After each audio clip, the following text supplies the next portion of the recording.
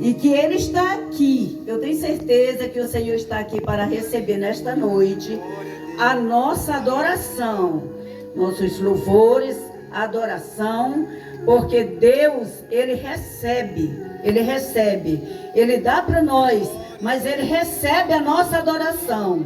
E Ele diz, adora a Deus somente a Ele. E por isso eu quero agradecer a Deus por esta oportunidade maravilhosa em que o Senhor tem nos concedido para estar aqui na porta da nossa irmã, dos nossos amigos, para ouvir a palavra de Deus. Em poucos minutos, não quero tomar muito tempo, eu só quero dizer algo da parte de Deus aqui, porque tem muitos pregadores e eu não vou pregar. Então, eu quero contar aqui um pouco do que aconteceu na vida da irmã Teresa. Nós fomos vizinhas há muitos anos aqui, eu aqui, ela aqui, e a gente sempre teve assim uma intimidade muito grande com ela, com as filhas dela. Eu ouvi falar que a irmã Teresa estava muito doente, mas assim ainda não tinha notícia que a irmã dela estava mal em São Luís. Aí me veio a notícia também que ela também estava passando mal. Eu disse, mas ela está aí? Tá. E parece que foi nesse dia mesmo que eu estava lá em casa, quando a irmã Leia chegou lá em casa, pedindo para mim vir rapidamente aqui onde a irmã Teresa, que ela estava muito mal. Irmãos, meus queridos irmãos e amigos que me ouvem nessa noite, quando eu cheguei aqui, que eu olhei a irmã Teresa, eu não tive outra alternativa a não ser chorar.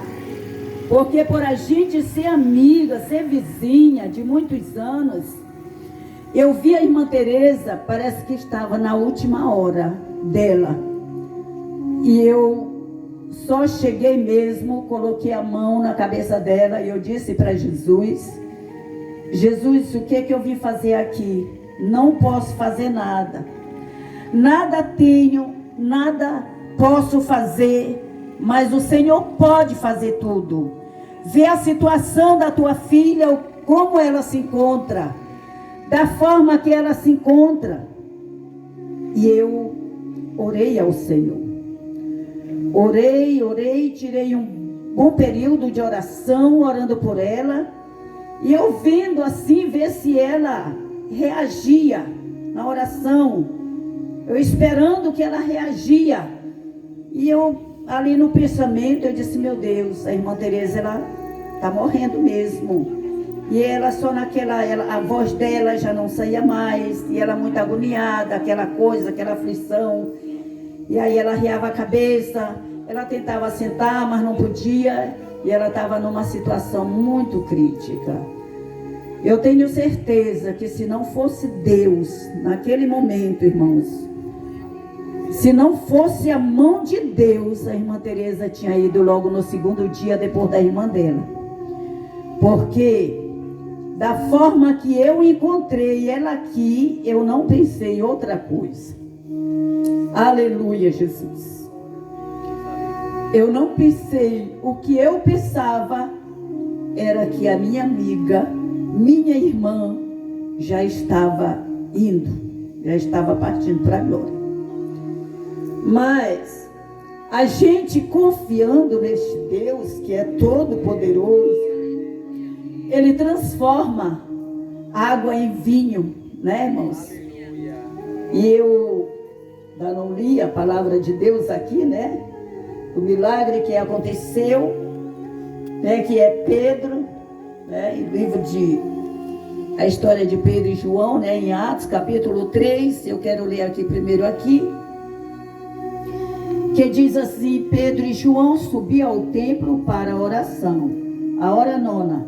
Era levado um homem coxo de nascença, o qual punha diariamente à porta do templo chamada Formosa, para pedir esmola aos que entravam. Vendo ele a Pedro e João que iam entrar, no templo, implorava que ele desse uma esmola. Pedro, fitando juntamente com João os olhos para nós, eles os olhava atentamente, esperando receber uma coisa. Pedro, porém, lhe disse: não possuo prata nem ouro, mas o que tenho, isso te dou. Em nome de Jesus Cristo Nazareno, anda. E tomando-o pela mão direita, o levantou. Imediatamente os seus pés e tornozelos se firmaram. De um salto, pôs-se em pé e passou a andar, e entrou com ele no templo, saltando, louvando a Deus. Viu todo o povo andar e o louvar a Deus, e reconheceram-se ele o mesmo que estava assentado à porta formosa do templo, e se encheram de admiração e assombro por isso que lhes acontecera. Então, nós não temos nada, nós não temos em nós mesmos, irmãos, nós não temos nada para fazer alguém levantar, para curar ninguém, para trazer, né, o milagre. Nós não temos, mas nós temos um Deus que é Ele que faz isto. É este Deus todo-poderoso que faz o milagre. Ele precisa de você sair, você tem que se levantar para fazer a obra de Deus, como o irmão Pedro Enéas também tem levantado este trabalho maravilhoso, no qual eu tenho muito assim admirado, né? Às vezes eu fico lá em casa assim meditando, vendo os irmãos neste trabalho, eu passo para lá, eu vejo ele fazendo esta obra para Deus, e eu digo: bem-aventurado aquele que se levanta para fazer a obra de Deus. E ali, irmãos, naquela hora que eu cheguei, que eu coloquei as minhas mãos sobre a irmã Teresa, eu só levantava o braço dela com a mão no coração dela e segurando a outra mão dela. E eu orei a Deus naquele momento, determinando uma cura. Eu disse: Jesus, cura a tua filha. Eu não tenho nada, como estes homens aqui disseram, né? Pedro e João falou para aquele homem coxo que esperava receber alguma coisa. Ela diz que ela não lembra. Ela não lembra. A hora que eu cheguei, ela não lembra. E eu orei ali por ela. E enquanto eu não vi, não ouvi ela falando, eu não parei de orar. E aí, quando eu vi ela, a voz dela já voltando, eu disse: irmã Teresa. Ela disse: bem baixinho. Eu disse: Deus já restaurou a tua vida.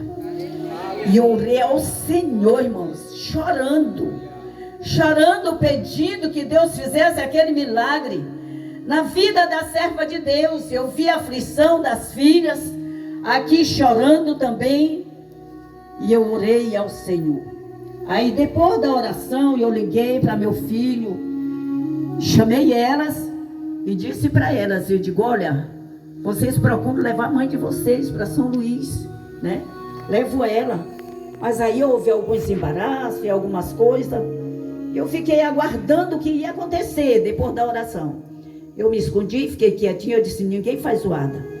Eu sei que quando eu disse amém, aí que eu pedi para ela falar, que ela falou, aí ela deitou, arriou a cabeça e deitou.